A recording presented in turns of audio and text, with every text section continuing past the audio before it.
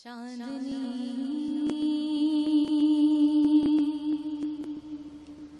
चांदनी गुलसिता गुलसिता उस कदम के निशान। आयत मुबारका में इरशाद है जिसका मफ़हूम कुछ इस तरह से है, ए नबी की बीवियों तुम आम औरतों की तरह नहीं। और उसके साथ साथ मैं आमना ये भी बताना चाहूँगी कि नबी पाक सल्लल्लाहु अलैहि वसल्लम की जो अज़वाज मुताहरात हैं उनकी शान, उनकी रफ़तों के बारे में कुरान मजीद फ़ुरक़ान हमीद में कई जगह पर आया है। मैं चाहूँगी कि सबसे पहले हम यही शामिल करें कि कुरान मजीद में किन किन जगहों पर अज़वाज मुताहरात के हवाले से उनकी शान, उनकी रफ़तों के बारे में इरशादात मौजूद हैं। जी हाँ, बिस्मिल्लाहिर्रहमानिर्रहीम। सबसे पहले आगाज़ इस हवाले से करूँगी कि अल्लाह रब्बुल इज़्ज़त का करोड़ा एहसान कि आज हम फिर एक बहुत खूबसूरत मौजू लिए बैठे हैं और इस पर जसारत कर रहे हैं कि कुछ अर्ज़ कर सकें और नेकियां अपने दामनों में समेट सकें। उम्महातुल मुमिनीन जिनके हवाले से कलाम मजीद में जा बजा आपके फ़यूज़ व बरक़ात का जिक्र किया जाता है, कहीं ये जिक्र होता है कि ए नबी की बीवियों तमाम जहानों की औरतों में से कोई भी तुम्हारी मिसल नहीं। तो सूरह अहज़ाब में कहीं अल्लाह रब्बुल इज़्ज़त ये फरमाता है कि ए नबी की बीवियों तुम तमाम उम्मत की माएँ हो। तो अदब और एहतराम के हवाले से जा बजा कलाम मजीद में इरशाद हुआ, जब पर्दे का हुक्म नाजिल हुआ करता है तो उस वक्त भी उम्महातुल मुमिनीन के लिए ख़ास ये हुक्म नाजिल होता है कि अपनी चादरें अपने चेहरों पर भी डाल लें ताकि इम्तियाज़ वाज़े हो जाए कि आप नबी के घराने की और पाक ख़वातीन हैं। तो अदब व एहतराम के लिहाज से अल्लाह रब्बुल इज़्ज़त ने जा बजा हमें तालीमात दी हैं उम्महातुल मुमिनीन के हवाले से।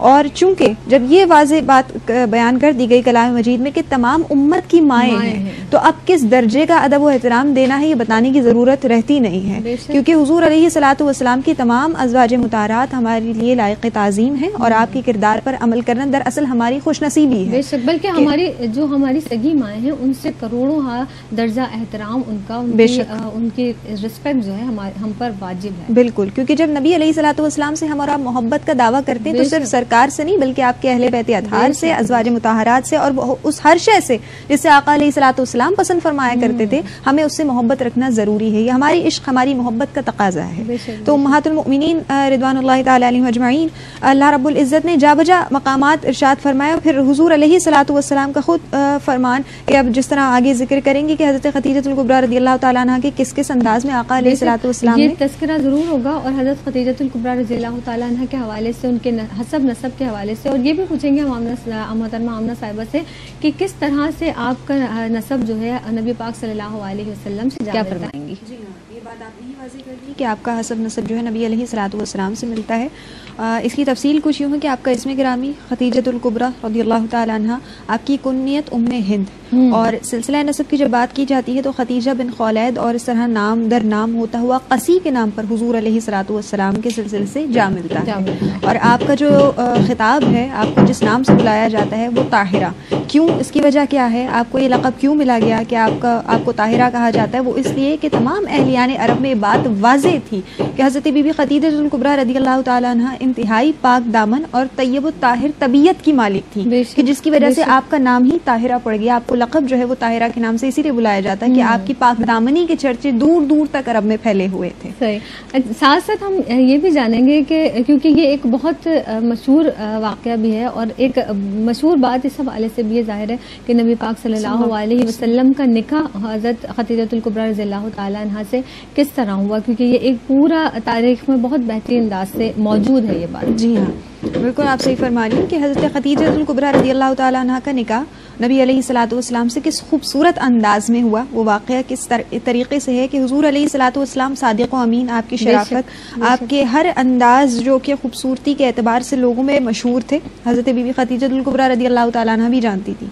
जब सफ़र शाम हुआ और आपकी खूबियाँ खुद आपने हज़रत खदीजतुल कुबरा रज़ियल्लाहु ताला अन्हा ने अपनी सहेली और दीगर लोगों से सुना, तो फिर आपने पैगाम निकाह भिजवा दी अपनी सहेली जिनका नाम नफीसा था उनके जरिए। और बिलखुसूस जो मैसरा जो गुलाम सामान तिजारत के लिए आप सल्लल्लाहु अलैहि वसल्लम के साथ रवाना किया और उसने जो आने के बाद नबी पाक सल्लल्लाहु अलैहि वसल्लम की तारीफ और तौसीफ बयान की, तो उससे वो बहुत ज्यादा मुतासिर जी बहुत मुतासिर हुई, क्योंकि सुना हुआ तो था लेकिन जब साथ में काम किए नबी अलैहिस्सलातु वस्सलाम ने तो मुतमईन हो गई। और फिर یہ جو پیغام نکاح کا سلسلہ ہے آپ نے اپنی سہیلی کے ذریعے بھجوایا، تو اس وقت بھی حضور کی شرافت دیکھیے آپ کہ جب وہ پہنچی اور کہا کہ کیا آپ نہیں چاہتے کہ آپ کو ایک خوشحال زندگی ملے، تو آقا علیہ الصلوۃ والسلام نے فرمایا کہ میرے پاس اتنا مال و زر نہیں کہ میں ابھی کسی سے شادی کر کے اس کو خوش رکھ سکوں. تو نفیسہ کیا کہتی ہیں کہ آپ کو مال و زر کی فکر کرنے کی ضرورت نہیں، بس میں آپ کو ایک مشورہ دے رہی ہوں کہ اگر آپ چاہیں تو آپ کی زندگی اور زیادہ خوبصورت ہو سکتی ہے. تو حضور علیہ الصلوۃ والسلام نے اس پر انکار نہیں فرمایا، پوچھا کیسے. بس آپ شرافت کے معاملات دیکھیے کہ رضامندی کا اظہار بھی فرمایا تو کیسے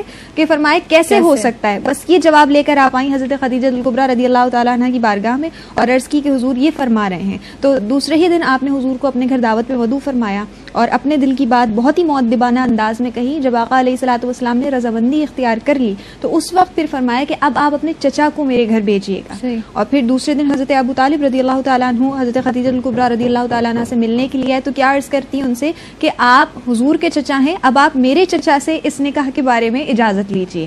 اور اس طرح یہ سلسلہ چلا اور پھر حضرت خدیجہ الکبریٰ رضی اللہ تعالیٰ عنہ کے چچا سے حضرت ابو طالب نے اجازت لی. اور پھر اس انداز میں کہ اہلیان عرب کے بھی بڑے بڑے عمراء، بڑے بڑے کبیر لوگ جمع ہوئے اور حضرت خدیجہ الکبریٰ رضی اللہ تعالیٰ عنہ کے خاندان کے بھی بڑے بڑے لوگ جمع ہوئے اور اس کے بعد سب کی رضامندی اور سب کی خوشنودی کے ساتھ یہ نکاح قرار پایا. اس بات سے ہمیں یہ بھی پیغام ملتا ہے کہ خاتون ہونے کے ناطے اگر کوئی خاتون خود سے پیغام نکاح بھیجتی ہیں تو بھیجنا چاہتی ہے تو وہ بھیج سکتی ہے. بالکل، یہ شریعت میں بھی اجازت ہے. اور دوسری بات یہ ہے کہ دیکھیں یہ حق ہے عورت کا اور بڑے واضح طور پہ شریعت اسلام ہمیں اس بات کی اجازت بھی دیتی ہے. اور اگر ایسی کوئی بات معیوب کن ہوتی تو یہ واقعہ اس انداز میں پیش نہیں آتا. حضرت خدیجہ الکبریٰ نے بڑے ہی مؤدبانہ انداز میں اپنا پیغام نکاح بھیجا. تو اگر کوئی عورت چاہے وہ جس طرح حضرت خدیجہ الکبریٰ کے حوالے سے تو یہ ہے کہ آپ کی پہلے شادی ہو چکی تھی، اگر کوئی کنواری لڑکی بھی ہے اور اپنی پسند کا اظہار کر رہی ہے تو ہماری شریعت پوری اجازت اسے دیتی ہے کہ وہ اپنی پسند کا اظہار کر سکتی ہے.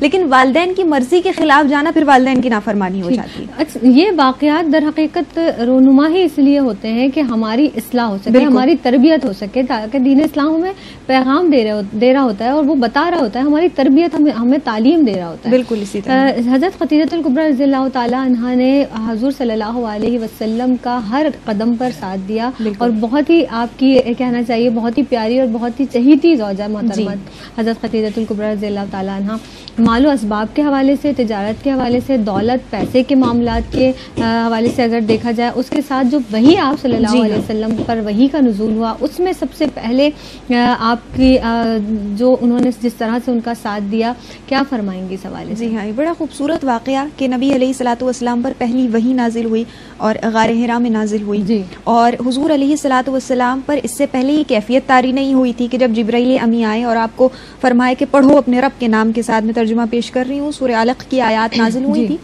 تو نبی علیہ الصلوۃ والسلام نے جب پڑھا اللہ کے حکم سے اور اس کے بعد جو وحی کی کیفیات جو کتاب الوحی میں بخاری شریف میں بڑی مفصل انداز میں بیان کی جاتی ہیں کہ اگر سردیوں میں وحی نازل ہوتی تو حضور علیہ الصلوۃ والسلام کے چہرے مبارک پر پسینہ آ جایا کرتا تھا، اور اگر گرمیوں میں ہوتی تو بعض اوقات آپ کی حالت ایسی ہو جاتی کہ آپ گرمیوں میں بھی فرماتے کہ مجھے کوئی کمبل کوئی چادر اڑاؤ، مجھے کپڑوں میں چھپا دو، کپاہٹ آپ کے جسم پہ ہو جاتی. تو اس وقت بھی یہی کیفیت. تو پھر ایک پہلی دفعہ کی یہ چیز تھی تو ایک خوف ایک دہشت بھی تھی. بہرحال اس وحی کے مرحلے سے فارغ ہوتے ہوئے ایک تو آپ اس بات کا بھی اندازہ لگائیے اللہ رب العزت سب کو اس دربار عالیہ کی حاضری عطا فرمائے کہ غار حرا کتنا اونچا، کتنی بلندی پر حضور وہاں عبادت کیوں کر رہے تھے؟ اس وجہ سے کہ آپ کا دل دنیا سے الگ رہ کر اللہ رب العزت کی عبادت کرنے پر مائل ہو گیا تھا. اس وجہ سے وہ جگہ تدبر کی کیفیت. جی ہاں، اب وہاں وہی نازل ہو گئی، وہاں کوئی آدمی نہیں حضور علیہ الصلوۃ والسلام کے علاوہ. اب وہاں سے تشریف لا رہے ہیں، اس پہاڑ سے نیچے اتر کر پہنچتے ہیں حضرت بی بی خدیجہ الکبریٰ رضی اللہ تعالیٰ عنہ کے پاس اور فرماتے ہیں کہ مجھے کپڑوں میں لپیٹ دو. اور پھر پورا واقعہ بیان کیا کہ ایک فرشتہ اور اس طرح اس نے کہا کہ پڑھو اپنے رب کے نام کے ساتھ. جب میں نے پڑھا تو یہ کیفیات میری ہوئی. تو خدیجہ الکبریٰ رضی اللہ تعالیٰ عنہ کیا فرماتی ہیں کہ رسول اللہ صلی اللہ علیہ وآلہ وسلم آپ کو اللہ رب العزت کبھی رسوا نہیں کر سکتا. یہ جو نشانیاں آپ بتا رہے ہیں یہ اللہ رب العزت کی حکمتیں ہیں جو آپ پر نازل ہوئی ہیں. یقیناً اللہ رب العزت آپ سے کوئی بہت بڑا کام لینا چاہتا ہے. اب یہ بھی ایک اچھی بیوی کی خصوصیت ہے، اگر وہ بھی گھبرا جاتی، وہ بھی ڈر جاتی ہے، کوئی ایسی بات کہتی کہ جس سے حضور علیہ الصلوۃ والسلام کے دل میں اور مزید تکلیف ہوتی تو معاملہ کچھ کا کچھ ہو جاتا. دل جوئی فرما رہے ہیں، دل جوئی فرما رہے ہیں. اور جب اللہ رب العزت نے آپ کا دین سے لگاؤ دیکھا، نبی علیہ الصلوۃ والسلام کی وحی کی تصدیق کرتے ہوئے دیکھا، اللہ کی وحدانیت کا اقرار کرتے ہوئے دیکھا، تو کتنی خوبصورت حدیث کہ ایک مرتبہ پھر غار حرا پہ جب حضور علیہ الصلوۃ والسلام تشریف فرما اللہ کی عبادت فرما رہے تھے حضرت بی بی خدیجہ الکبریٰ آپ کے لیے کھانا لے کر تشریف لا رہی تھی. تو اللہ. جبرائیل امی نے اس وقت حاضر ہوتے ہی عرض کی کہ یا رسول اللہ یہ جو خدیجہ الکبریٰ آپ کے لیے کھانا لے کر آ رہی ہیں تو ان کو اللہ بھی سلام کہہ رہا ہے اور میری طرف سے بھی آپ ان کی خدمت میں سلام پیش کر دیجیے. تو اب دیکھیے مراتب و مقام یہاں سے ملنا شروع ہو گئے کہ ابھی ایمان لانے کے ابتدائی ایام ہیں, اللہ کی وحدانیت پہ اقرار کیا, اللہ کے رسول کا ساتھ دیا, تو اللہ سلامتی بھیج رہا ہے. ذرا دیکھیے جب آگے کے معاملات ہوں گے تو پھر اللہ رب العزت کس طرح درجات کی بلندی فرمائے گا. یعنی اللہ رب العزت خود حضرت خدیجہ الکبریٰ رضی اللہ تعالیٰ عنہا پر سلامتی بھیجا ہے پروردگار عالم. تو کیا شان ہے آپ صلی اللہ علیہ وسلم کی ازواج مطہرات کی جو امت کی مائیں ہیں. اور حضرت خدیجہ الکبریٰ رضی اللہ تعالیٰ عنہ کے حوالے سے آپ نے بھی ارشاد فرمایا کہ اللہ رب العزت خود سلام بھیج رہا ہے جب دسترخوان لے کر آتی ہیں وہ نبی پاک صلی اللہ علیہ وسلم کے لیے کھانا تناول فرما رہے ہیں آپ صلی اللہ علیہ وسلم, جبریل امین کے ذریعے سلام آ رہا ہے. محبت کا آپ کے درمیان جو محبت کا قلبی لگاؤ کا ایک تعلق تھا, اس کے ساتھ ساتھ یہ بھی اس میں واقع آتا ہے کہ حضرت عائشہ صدیقہ رضی اللہ تعالیٰ عنہ فرماتی ہیں کہ جب وہ ان کی سہیلیوں تک سے اتنی محبت فرماتے تھے کہ جس دن گوشت پکتا تھا خاص طور پر تو آپ صلی اللہ علیہ وسلم کو حضرت خدیجہ الکبریٰ رضی اللہ تعالیٰ عنہ کی یاد آتی اور وہ گوشت ان کی سہیلیوں کے گھر بھجوایا کرتے تھے. تو ان کی محبت کا عالم یہ تھا کہ آپ کے وصال کے بعد سہیلیوں سے آپ کو اتنا انسیت یا ان کا احترام ان کی وجہ سے کہ آپ جب بھی کچھ ایسا گوشت پکاتے تو آپ ان کے گھر بھی بھجوایا کرتے تھے. محبت کے حوالے سے مزید کیا ارشاد فرمائیں گے آپ؟ جی ہاں, دیکھیے نبی کریم صلی اللہ علیہ وآلہ وسلم اور خدیجہ الکبریٰ رضی اللہ تعالیٰ عنہا کا ساتھ جو شادی شدہ ازدواجی زندگی 25 سال کا ساتھ رہا, اور اس حوالے سے دل جوئی کے حوالے سے ہم عرض کر چکے ہیں. اللہ رب العزت نے اولاد بھی آقا علیہ الصلوۃ والسلام کو بھی خدیجہ الکبریٰ رضی اللہ تعالیٰ عنہ کے حوالے سے ہی عطا فرمائی. تو حضور علیہ الصلوۃ والسلام آپ کی شان خود یہ بیان فرماتے ہیں کہ جب تک خدیجہ میرے نکاح میں رہی اور جب تک وہ حیات رہی اس وقت تک حضور نے خود کوئی دوسرا نکاح کوئی دوسری شادی نہیں کی. اس کے علاوہ حضرت بی بی عائشہ صدیقہ رضی اللہ تعالیٰ عنہ بیان فرماتی ہیں کہ نبی کریم صلی اللہ علیہ وآلہ وسلم اکثر ہم سے ذکر فرمایا کرتے تھے کہ خدیجہ الکبریٰ رضی اللہ تعالیٰ عنہ سے مجھے جتنی محبت ہے اتنی مجھے کسی بھی اپنی بیوی سے اپنی زوجہ سے نہیں ہوئی. کیوں؟ کیونکہ انہوں نے مجھے اس وقت میں میرا ساتھ دیا جب کسی نے میرا ساتھ نہیں دیا. وہ اس وقت مجھ پر یقین لائیں کہ جب کوئی میرا یقین نہیں کیا کرتا تھا. پھر اللہ رب العزت نے مجھے ان کے ذریعے اولاد سے بھی نوازا.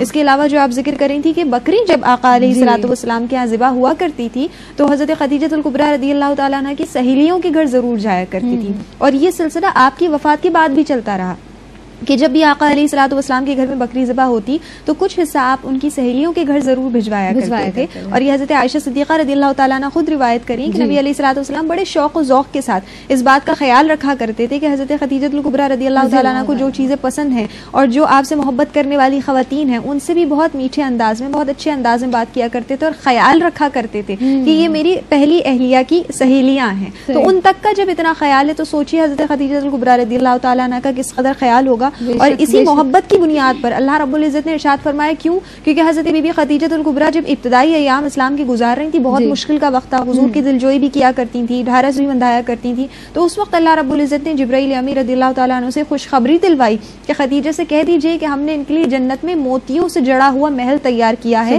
کہ جہاں پر نہ کوئی تکلیف ہوگی نہ کوئی کوفت ہوگی اور نہ ہی کوئی شور و غل ہوگا. وہ شور و غل کا ذکر کیوں کیا گیا؟ کیونکہ اہلیان عرب کی باتیں آپ سنا کرتی تھی جو آقا علیہ الصلوۃ والسلام کے حوالے سے وہ لوگ کہا کرتے تھے. آپ کو معلوم ہے معاذ اللہ ہم وہ الفاظ بھی نہیں دہرانا چاہتے کہ کہیں حضور علیہ الصلوۃ والسلام کو یہ کہہ دیا کہ آپ کا ذہن معاذ اللہ صحیح طور پہ کام نہیں کر رہا, آپ اس انداز میں باتیں کریں. تو جب یہ باتیں ایک بیوی اپنے شوہر کے لیے سنے گی اور وہ آگے سے کچھ کہہ نہیں سکتی صرف برداشت کرتی تھی, تو یہ جو آنے والی آوازیں تھیں جن کی وجہ سے آپ گھبرائے جایا کرتی تو اللہ نے آپ کو تسلی کے لیے فرما دیا کہ وہاں ایسا گھر ہے کہ جہاں یہ شور غل نہیں ہوگا. ایسی جو شدید جو محبت کرنے والی بہت زیادہ قربان, اپنی جان اپنی مال سب کچھ قربان کر دینے والی, اور حضور صلی اللہ علیہ وسلم کا بھی یہی عالم. اور جیسا کہ آپ نے بتایا کہ نبی پاک صلی اللہ علیہ وسلم کے عقد میں حضرت خدیجہ جب تک تھیں ان سے پہلے اس وقت تک کوئی ازواج مطہرات آپ کے عقد میں نہیں.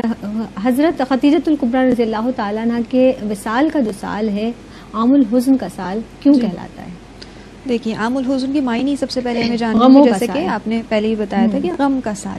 اب حضور علیہ الصلوۃ والسلام نے اس سال کو کہ جس سال آپ کا وصال ہوا اس کو غم کا سال کیوں کہا؟ تو تاریخ ہمیں یہ بتاتی ہے کہ حضرت بی بی خدیجہ الکبریٰ رضی اللہ تعالیٰ عنہ کے وصال سے چند دن قبل تھوڑے ہی روز پہلے حضرت ابو طالب رضی اللہ تعالیٰ عنہ کا وصال ہو گیا. اور آپ کو یہ بھی معلوم ہے کہ تاریخ جنہوں نے پڑھی ہے وہ جانتے ہیں یہ بات کہ حضرت ابو طالب نے نبی علیہ الصلوۃ والسلام کا جا بجا ساتھ دیا ہر جگہ, آپ کی کفالت کے انداز سے بھی, اور ابتدائی ایام جب دین اسلام کے تھے اس اوقات میں بھی کافی ساتھ دیا. تو حضور علیہ الصلوۃ والسلام سے جب آپ کے چچا بچھڑے, اس دنیا سے رخصت ہوئے, تو حضور بہت غمگین تھے اس وقت, اور ابھی چند ہی روز گزرے تھے, آپ اس غم سے سنبھل نہیں پائے تھے بحالت بشریت کے تقاضوں کے مطابق. تو بی بی خدیجہ الکبریٰ رضی اللہ تعالیٰ عنہ اللہ کو پیاری ہو گئی.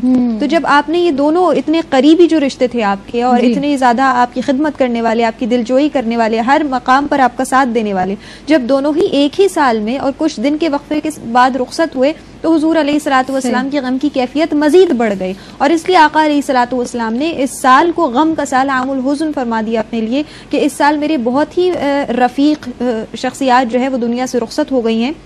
تو یہ سال, اس سال مطلب پوری زندگی میں مجھے کبھی اتنا غم نہیں ہوا جتنا اس سال میں ہوا کہ حضرت ابو طالب رضی اللہ تعالیٰ عنہ کی رخصت ہو جانے کے بعد بی بی خدیجہ الکبریٰ رضی اللہ تعالیٰ عنہ کا وصال بھی چند ہی دن بعد ہوا. تو حضور علیہ الصلوۃ والسلام کے قلب اطہر پر بہت زیادہ رنج گزرا تھا, اس وجہ سے اس سال کو آپ نے عام الحزن قرار دیا, غم کا سال کہا جاتا ہے. فی زمانہ اگر دیکھا جائے, جس طرح سے ہم محبت کی, غم گساری کی بات کر رہے ہیں, قلبی لگاؤ کی بات کر رہے ہیں, تو فی زمانہ جو میاں بیوی میں آپس میں جو تعلقات ہوتے ہیں, رشتہ ہوتا ہے, ایک مضبوط رشتہ ہے, ایک بہترین رشتہ ہے, ایک مقدس رشتہ ہے. اس کے ساتھ ساتھ اگر ہسبینڈ اینڈ وائف کا جو رشتہ ہے, اگر شوہر بہت زیادہ بیوی کا خیال رکھنا شروع ہو جائے تو تب بھی بڑی عجیب سی آوازیں اٹھنا شروع ہو جاتی ہیں سوسائٹی میں. جبکہ ہمیں ایک بہترین مثال آپ صلی اللہ علیہ وسلم کے حوالے سے ہمیں موجود ہے, اور بے شمار ایسی باتیں جن کا آپ بھی ذکر کر رہی ہیں, سیرت مبارکہ میں بھی ذکر موجود ہے. جب مطالعہ کرتے ہیں تو پتہ چلتا ہے اس کی کیا وجہ ہے, اور اس بات کو کس طرح سے, اس سوسائٹی کا جو یہ عنصر ہے, اس کو کس طرح سے تبدیل کرنے کی ضرورت ہے. جی, جب آپ سوسائٹی کی بات کریں تو سب سے پہلے میں یہ بھی عرض کروں گی کہ ہمیں اور آپ کو معلوم ہے کہ نبی علیہ الصلوۃ والسلام اور حضرت بی بی خدیجہ الکبریٰ رضی اللہ تعالیٰ عنہ کے درمیان ایج ڈفرنس کتنا تھا. کہ جب حضور کا نکاح ہوا آپ کی عمر 25 سال تھی, اور حضرت بی بی خدیجہ الکبریٰ رضی اللہ تعالیٰ عنہ اس وقت 40 سال کی. اگر اس بات کو بھی دیکھا جائے تو شریعت اس بات کی بھی اجازت دیتی ہے کہ لڑکے کی عمر کم بھی ہو سکتی ہے, لیکن ہمارے سوسائٹی میں اس بات کو بھی ایکسیپٹ نہیں کیا جاتا کہ لڑکی لائیں گے تو یقینی طور پر چھوٹی ہی عمر کی لائیں گے. وہ ایک بات کہی جاتی ہے نا, بس صرف چاند سی بہو لانی ہے, اور عمر میں آدھی کم از کم چھوٹی ہو, اور سب سے زیادہ اگر گھر میں 4 بہنیں ہیں تو جو چوتھے نمبر پہ ہوگی وہ بہت زیادہ پسند کی جائے گی کہ بس اس سے شادی ہو. اسی رجحان کی وجہ سے رشتوں میں بھی بہت زیادہ بگاڑ پیدا ہو رہا ہے, اور جو بڑی بہنیں ہیں یا بچیاں ہیں وہ بیٹھی رہ جاتی ہیں. رشتوں کے معاملات بھی بہت خراب اسی وجہ سے ہو رہے ہیں. بہت اہم نقطے کی طرف آپ نے اشارہ کیا. جی ہاں بالکل, ہم اس بات کو بالکل بالائے طاق رکھ دیتے ہیں کہ اگر لڑکی کی عمر بڑی ہو تو حضور علیہ الصلوۃ والسلام نے ایسی خاتون سے بھی نکاح کیا, لیکن نہیں. دوسری بات جو آپ کہہ رہی ہیں کہ کس طرح اگر ہسبینڈ تھوڑا سا زیادہ خیال رکھنے لگ جائے تو ادھر ادھر سے آوازیں شروع ہو جاتی ہیں. حضور علیہ الصلوۃ والسلام نے دیکھے دونوں کو برابر حقوق دیے ہیں. اب یہ بھی حدیث مبارکہ ہے مسلم شریف کی, جس کا مفہوم پیش کر رہی ہوں کہ اگر کبھی ایسا ہو کہ تم دفتر سے اپنے کسی بھی کام سے گھر آتے ہو اور تمہاری بیوی نے اس وقت کھانا نہیں پکایا ہوا, اور جب تم اس سے پوچھتے ہو کہ تم نے کیوں نہیں پکایا کھانا, تو وہ صرف یہ بہانہ یا یہ جواب تمہیں دے کہ آج میرا دل نہیں کر رہا تھا, تو اس وقت تم اس سے تلخ کلامی نہیں کرو گے, بلکہ گھر سے باہر جاؤ گے, اس کے لیے بھی کھانے کا انتظام کرو گے اور اپنے لیے بھی لے کر آؤ گے. شوہر کی ذمہ داری ہے. لیکن آپ سوچ لیجئے اگر فی زمانہ یہ بات ہونے لگ جائے تو بات کہاں کس نہج پر پہنچ جاتی ہے کہ نہیں کھانا بنانا تو جیسے عورت کا خاصہ ہے. وہ جب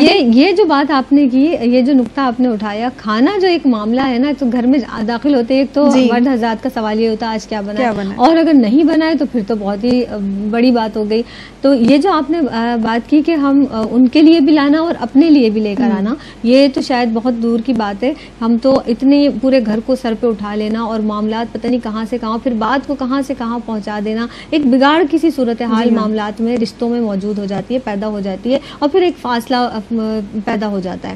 اس کو یکسر تبدیل کرنے کی بہت ضرورت ہے, اور ہماری خواتین میرے خیال سے میں سمجھتی ہوں کہ اس میں بہت اہم کردار ادا کر سکتی ہیں. جو ہماری گھر میں خواتین ہیں جن کو ساس کہا جاتا ہے, یا جو بڑی خواتین ہیں, یا جو نند کا رشتہ ہمارے گھروں میں موجود ہے, وہ بہت اہم کردار ادا کر سکتی ہیں اگر وہ خود تعلیم یافتہ ہیں, خود خاتون ہونے کے ناطے بھائیوں کو سمجھائیں, بیٹے کو سمجھائیں کہ نہیں کوئی بات نہیں, ہو جاتا ہے, کسی کی طبیعت خراب ہو سکتی ہے, کسی کا دل نہیں, طبیعت خراب تو بہت دور کی بات, آپ نے کہا کہ دل نہیں چاہ رہا, یہ تو بڑے بڑے معاملات خراب ہو جاتے ہیں. دیکھیے, اور آقا علیہ الصلوۃ والسلام نے کتنی آسانیاں دی, اور یہیں اس کے عورت کے حوالے سے بھی آپ سن لیجئے کہ جب بیوی ایک اطاعت گزار بیوی کا کیریکٹر پلے کر رہی ہوتی ہے، شوہر کی فرما برداری کر رہی ہوتی ہے، اس کی غیر موجودگی میں گھر کا خیال رکھتی ہے، اس کی اولاد کی اچھی تربیت کرتی ہے، تو آقا علیہ الصلوۃ والسلام نے اسے خوشخبری دی کہ میں دنیا میں ہی تمہیں جنت کی بشارت دیتا ہوں. اب وہ اتنا اچھا جب کام کر رہی ہے اور کسی وجہ سے اگر کھانا نہیں بنا پائی یا کچھ اس طرح کی، کیونکہ ہر رشتے میں کچھ نہ کچھ ایسا ہو جاتا ہے کہ نا اتفاقیاں ہو جاتی ہیں، تو بجائے ان باتوں کو طول دینے کے ان کو درگزر کرنا چاہیے. اور جس طرح آپ ذکر کر رہی ہیں کہ ساس ہوا کرتی ہیں، تو حضور علیہ الصلوۃ والسلام نے اس کے حوالے سے بھی ہمیں اور آپ کو تعلیمات دے دی کہ دنیا میں تمہارے 3 والدین ہیں.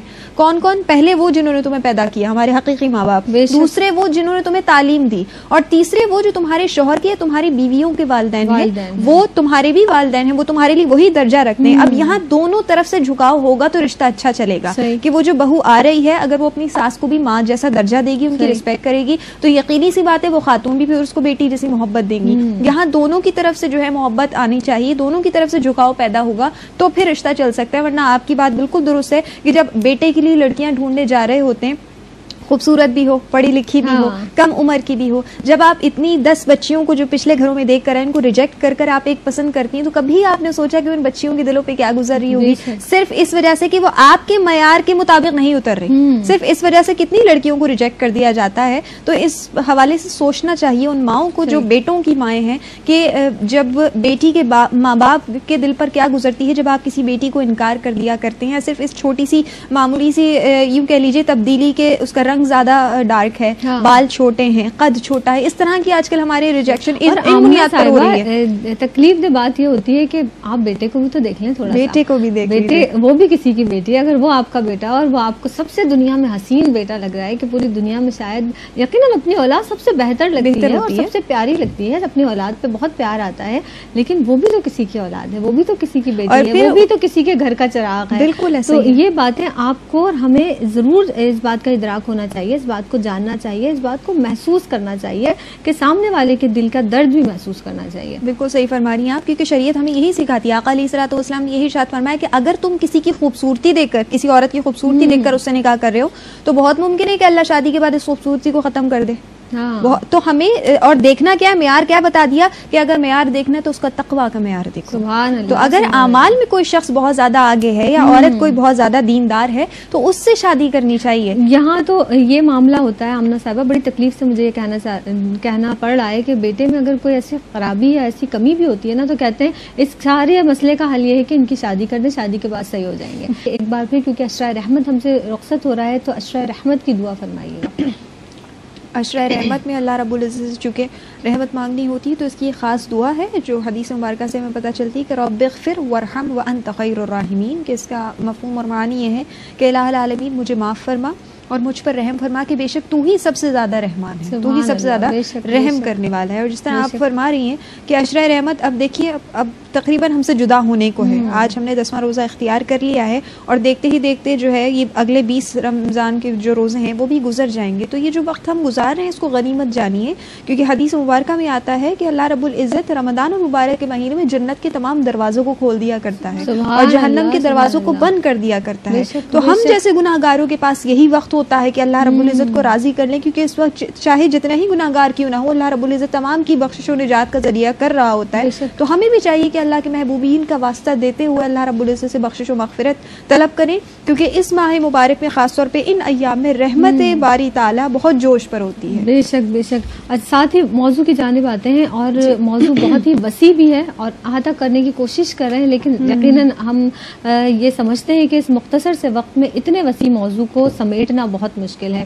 حضرت خدیجہ الکبریٰ رضی اللہ تعالیٰ عنہ کی سیرت کردار سے خاص طور پر فی زمانہ خواتین کو کیا پیغام ملتا ہے؟ جی اگر پیغام کی بات ہم کریں تو آپ کی پوری حیات طیبہ ہی ہمارے لیے نمونہ ہے، اس بات کو دیکھتے ہوئے کہ ہم آج کل کی جو خاص طور پہ ینگ جنریشن ہے ان کے حوالے سے یہ ذکر کروں گی کہ ہم اپنے جو ذہن میں ایک شخصیت سازی کر لیا کرتے ہیں کہ ہم اس کو اپنا رول ماڈل سمجھتے ہیں، فلاں کو اپنا رول ماڈل سمجھتے ہیں. تو بحیثیت مسلمان امہات المؤمنین کو سمجھنا چاہیے کہ آپ کس انداز میں اپنی حیات طیبہ کو گزار کر گئیں. بحیثیت ماں دیکھیں تو ایک عظیم الشان ماں کہ بی بی فاطمہ الزہرا رضی اللہ تعالیٰ عنہ کی 6 سال ساتھ رہی فرمائی اور ایسی تربیت کر دی کہ خاتون جنت بنا دیا. سبحان اللہ. اس کے علاوہ بحیثیت بیوی دیکھیے تو ہر مشکل گھڑی میں آپ نے نبی علیہ الصلوۃ والسلام کا ساتھ دیا, آپ کی دل جوئی فرمائی. آج کی عورت بڑے افسوس سے کہنا پڑتا ہے کہ ذرا سی مشکل آ جاتی ہے تو پتہ چل جاتا ہے کہ بیوی آپ سے کتنی محبت کرتی ہے. اگر شوہر پر تھوڑے سے حالات تنگ ہو جائے تو بیوی کی رفاقت اور بیوی کی محبت پتہ چل جاتی ہے کہ وہ کیا ہے. تو نبی کریم صلی اللہ علیہ وآلہ وسلم کی ازواج مطہرات سے ہمیں یہی سبق سیکھنا چاہیے کہ کیسا بھی وقت ہو آپ نے حضور علیہ الصلوۃ والسلام کا ساتھ دیا. حضور علیہ الصلوۃ والسلام کے ہر مشکل معاملے میں آپ نے شانہ بشانہ رہیں. اور پھر اس سے ایک بہت بڑا سبق ہمیں یہ ملتا ہے کیونکہ ہماری سوسائٹی میں ایک یہ بہت ہی غلط تصور قائم کر دیا گیا ہے, یا یوں کہہ لیجیے کہ کچھ لوگ جو شہر سے تعلق نہیں رکھنے والے, کم از کم وہ یہ سوچتے ہیں کہ عورتوں کو کام نہیں کرنا چاہیے, گھر سے باہر نہیں نکلنا چاہیے. تو بی بی خدیجہ الکبریٰ رضی اللہ تعالیٰ عنہ آپ کو معلوم ہے تجارت کیا کرتی تھی, کام بھی کیا کرتی تھی. تو اگر عورت پردے کے تقاضوں کو ملحوظ خاطر رکھتے ہوئے گھر سے باہر نکل بھی رہی ہے شرعی قانون و ضوابط کے اندر, تو وہ باہر جا کر کام بھی کر سکتی ہے. ایسا کوئی وہ نہیں ہے کہ صرف مردوں کا ہی ذمہ داری ہے, کیونکہ نبی علیہ الصلوۃ والسلام نے شریعت مطہرہ میں ہر کسی کے حقوق واضح طور پہ بیان فرما دیے ہیں کہ جہاں مرد آگے بڑھ سکتے ہیں وہاں خواتین بھی آگے بڑھ سکتی ہیں. ساتھ میں بچوں کی تربیت اور خاص طور پہ گھر میں شوہر کی غیر موجودگی میں گھر کا اور اس کی اولاد کا خیال رکھنا, یہ بھی بیوی کی ذمہ داریاں ہیں. اور آج کل خواتین یہ کرتی بھی ہیں, لیکن اگر اسی کو یہ سمجھ لیں کہ امت محمد مصطفیٰ صلی اللہ علیہ وآلہ وسلم کی جو خواتین یہ کام عمل کر رہی ہیں تو یہ امہات المؤمنین کی سنت ہے. اگر آپ سنت سمجھ کے کریں گی, آقا علیہ الصلوۃ والسلام کے احکامات کو سمجھتے ہوئے کریں گی, تو یہی زندگی آپ کے لیے جنت میں داخل ہونے کا ذریعہ بن جائے گی. کیونکہ حضور نے فرمایا جو شوہر کی اطاعت کرتی ہے, جو بچوں کا خیال رکھتی ہے, اچھی تربیت کرتی ہے, میں اس دنیا میں ہی جنت کی بشارت دیتا ہوں. آپ ہی کی بات سے ایک پوائنٹ یہ بھی نکلتا ہے, جیسے کہ آپ نے بتایا کہ گھر میں اگر بہت ہی ساز و سامان بھی ہے, سب کچھ ہے, اور پھر بھی شکوہ کرنا یہ تو ایک بڑی تکلیف کی دہ بات ہے. جس طرح سے آپ کہہ رہی ہیں کہ اگر پریشانی میں عورت وہ ہے جو پریشانی میں شوہر کا ساتھ دے, کیونکہ ظاہر خوشحالی میں تو ہر کوئی ساتھ دیتا ہے, پریشانی میں ساتھ دینا, لیکن پریشانی کے علاوہ میں نے دیکھا اور اسی زمانے میں یہ دیکھا گیا ہے کہ بہت کچھ مال و اسباب ہے, بہت کچھ اچھی رہائش ہے, سب کچھ دیا گیا ہے, لیکن اس وقت بھی آج کی عورت کہیں کہیں یہ سوال کرتی ہے کہ آپ نے ہمیں دیا ہی کیا ہے. تو یہ بھی سوال دیکھنے میں آیا. بالکل صحیح بات ہے کہ ہمارے ہی معاشرے میں یہ اس طرح کی بھی خواتین موجود ہیں جو اس طرح کی بھی گفتگو کرتی ہیں.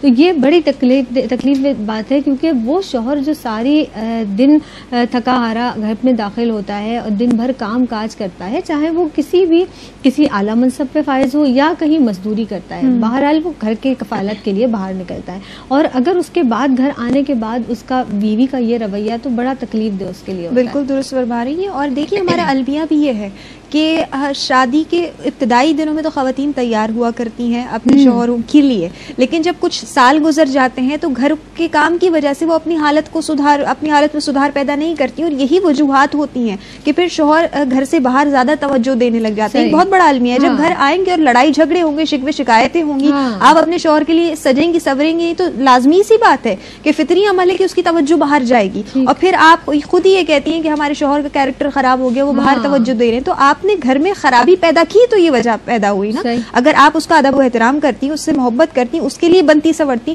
تو اللہ رب العزت خود اس رشتے میں محبت پیدا کر دیتا اور پھر یہ آگے تک جاتا. لیکن باتیں یہی آ جاتی ہیں کہ ہم اپنی طرف سے حقوق ادا نہیں کر رہے ہوتے اور دوسرے سے ایکسپیکٹیشنز لگائے ہوئے ہوتے ہیں کہ صرف وہی آگے سے وہ کرتا رہے, تو یہ اس طرح نہیں چلتا. دونوں طرف سے جھکاؤ پیدا ہوگا. سوچنے والی بات یہ ہے کہ وہ جو مرد ہے جو سارا دن گھر کے کام کاج کرنے کے ساتھ ساتھ, یعنی گھر کے کام کاج سے مراد یہ کہ اپنی جو باقی ذمہ داریاں ہیں وہ بھی پورے کرنے کے بعد وہ سارا دن گھر سے باہر ہوتا ہے, وہ شخص جو گھر میں گھر بناتا ہے, جو سب کچھ کرتا ہے, وہی شخص تو گھر میں بہت کم وقت گزارتا ہے. تو وہ گھر کس کے لیے بناتا ہے؟ ظاہر ہے وہ شخص گھر اپنی بیوی کے لیے, اپنے بچوں کے لیے بناتا ہے, اور خود بہت کم وقت اس گھر میں گزارتا ہے. تو سب سے زیادہ شکر گزار تو اس شخص کا ہونا چاہیے. بالکل ہونا چاہیے. اور اللہ رب العزت ایسے رشتے پہ جب خوش ہوتا ہے کہ جب فجر کے وقت شوہر اٹھتا ہے اور اپنی بیوی کو بیدار کر رہا ہوتا ہے نماز کے لیے, اور نماز کے لیے انداز بھی بتا دیا کہ اگر وضو کر آئے اور اس کے چہرہ گیلا ہے یا داڑھی گیلی ہے اور اس کی کچھ چھینٹیں وضو کے پانی کی اپنی اہلیہ پر مارتا ہے, اس کے چہرے پر گراتا ہے, تو اللہ رب العزت تبسم فرماتا ہے. تو یہ جو چھوٹی چھوٹی چیزیں ہوتی ہیں ایک دوسرے کی طرف رغبت لانے کے لیے, اگر ان چیزوں پر عمل درآمد کیا جائے تو یہی رشتہ بہت خوبصورت بن جاتا ہے. لیکن آپ آج کے زمانے میں اگر دیکھا جائے تو ہم ان تمام چیزوں کو بھولے بیٹھے ہیں اور صرف مشکلات کا شکار ہے. پھر ہم کہتے ہیں کہ ہمارے رشتے پنپ نہیں رہے, وہی وجہ یہی ہے کہ ہم نے سیرت طیبہ سے سبق حاصل کرنا چھوڑ دیا ہے، امہات المؤمنین کے طریقے پر عمل کرنا چھوڑ دیا ہے. جس دن ہم نے دوبارہ اسلام کا دامن مضبوطی سے تھام لیا تو یہ تمام معاشرتی جو مسائل ہیں ان سے ہم فارغ ہو جائیں گے اور ان سے ہم آسانی پالیں گے. لیکن ہم بس یہ ہے کہ عمل کی دیر ہے، عمل کرنا شروع کرتے ہیں تو دیکھیے راحتیں اور آسانیاں ہی ہوں گی. بس یہی دعا ہے کہ پروردگار عالم ہمیں امہات المومنین کی سیرت مبارکہ پر چلنے کی توفیق عطا فرمائے. ہم بے شک ان کے غلاموں کے قدموں کی خاک بھی نہیں ہیں، اور ہمیں کوشش ضرور کرنی چاہیے، ایک صحیح ضرور کریں، ایک کوشش ضرور کریں. ان کی جو بھی چیزیں ہیں، جو بھی باتیں ہیں، جو سیرت و کردار ہے، جو اعمال ہیں، جو افعال ہیں، جو تقاضے ہیں، ان کو اپنی زندگیوں میں شامل کریں تاکہ اپنی زندگیوں کو بہتر سے بہتر بنانے کی کوشش کریں. بالخصوص میں پھر وہی بات جو ہر پروگرام میں بھی میں اکثر دہراتی ہوں کہ اپنے بچوں کو، خاص طور پر بچوں کو بٹھا کر، بیٹیوں کو بٹھا کر یہ تعلیم دیں کہ کون سی بات ہمیں کہاں پر کرنی چاہیے. ان کے سیرت کردار کی آپ تشکیل کریں. جب تک ہم ان کے سیرت و کردار کی تشکیل اور تعمیر نہیں کریں گے تو وہ معاشرے میں بھی ایک بہتر انسان، ایک فرد کی صورت میں نمودار نہیں ہو سکتے ہیں. بالکل صحیح فرمانی. اور یہی ہے کہ خاص طور پہ بیٹیوں کی تربیت کی بہت زیادہ ضرورت ہے، کیونکہ آج کل ہماری ڈیمانڈز اتنی زیادہ بڑھ گئی ہیں کہ اگر کوئی معتدل اعتبار سے کوئی رشتہ آئے، کوئی گھر ہمیں ملے تو وہاں ہم ایڈجسٹ کرنا بہت مشکل سمجھتے ہیں. تو ماؤں کا یہ کردار بنتا ہے، یہ فرض بنتا ہے کہ اپنی بیٹیوں کو ہر حالت میں جو ہے وہ ایڈجسٹ کرنے کی ترغیب دلائیں تاکہ پھر ان کے لیے آگے مشکلات پیدا نہ ہو. اور دوسری بات والدین کے حوالے سے بھی کہوں گی کہ اگر بچیوں کی شادی کر رہی ہیں تو کم از کم ان سے ضرور ہی ان کی پسند ناپسند پوچھ لیں. بعض اوقات ایسا ہوتا ہے فیصلہ تھوپ دیا جاتا ہے اور آگے جا کے پھر وہ مشکل کا سبب بیٹی کے لیے بنا کرتا ہے. تو دونوں طرف سے ہمیں تعلیمات حاصل کرنے کی ضرورت ہے تاکہ کس کے کیا حق ہیں اس کو پورا حق دیا جائے اپنی رائے کا اظہار کرنے کا. تو دیکھیے معاشرے میں سدھار پیدا ہو جائے گا. اور بیٹی بالخصوص کیوں بیٹی کی بات کی جاتی ہے؟ اس لیے کہ وہ پورے ایک خاندان کو چلاتی ہے، وہ ایک خاندان کو لے کر چلتی ہے، اس کے ذریعے ایک کنبہ تشکیل پاتا ہے اور اس پورے کنبے کی پرورش کی جاتی ہے. تو خاص طور پر بیٹیوں کی تعلیم و تربیت پہ اہم توجہ دی جاتی ہے. کیا فرمائیے گا؟ بالکل، کیونکہ دیکھیں بچے کی پہلی درسگاہ ماں کی گود ہوا کرتی ہے. اگر ہماری مائیں تعلیمی یافتہ نہیں ہوں گی تو ہماری جو نوجوان نسل ہے وہ اچھے طریقے سے بہترین مسلمان کی صورت میں دنیا میں نظر نہیں آئے گی. اس کے لیے ضروری ہے کہ ہماری بیٹیاں، ہماری بہنیں، ہماری مائیں تعلیمی یافتہ ہوں. اگر وہ دین اسلام پر عمل کریں گی تو دیکھیے بڑی اچھی کہاوت ہے کہ اگر مرد دین اسلام پر عمل پیرا ہوتا ہے تو گھر کی دہلیز تک دین آ جاتا ہے، لیکن اگر عورت دین اسلام پر عمل پیرا ہو تو وہ نسلوں تک پھر دین اسلام جاتا ہے. تو کوشش یہی کرنی چاہیے کہ خاص طور پہ ہم علوم تو دے رہے ہوتے ہیں لیکن اسلامی علوم پر بھی خاص توجہ دی جائے تاکہ دنیاوی زندگی بھی آسان ہو جائے اور اخروی زندگی میں بھی فلاح و دارین میں جانے کا ذریعہ بن سکے. بہت شکریہ، جزاک اللہ. اللہ رب العزت آپ کی توفیقات میں بھی اضافہ فرمائے. آپ کے بولنے میں اسی طرح سے محبت کے ساتھ جس طرح سے آپ گفتگو کرتی ہیں مزید اللہ رب العزت علم کی روشنی سے سرفراز فرمائے. یہی دعاؤں کا سلسلہ، ہم دعاؤں کے طالب بھی ہیں، آپ بھی ہمارے لیے دعا کیجیے گا. بہت شکریہ، آپ ہماری اس سحری ٹرانسمیشن میں ایک بار پھر تشریف لائیں.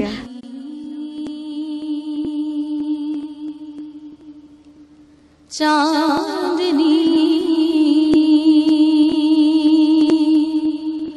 گلستاں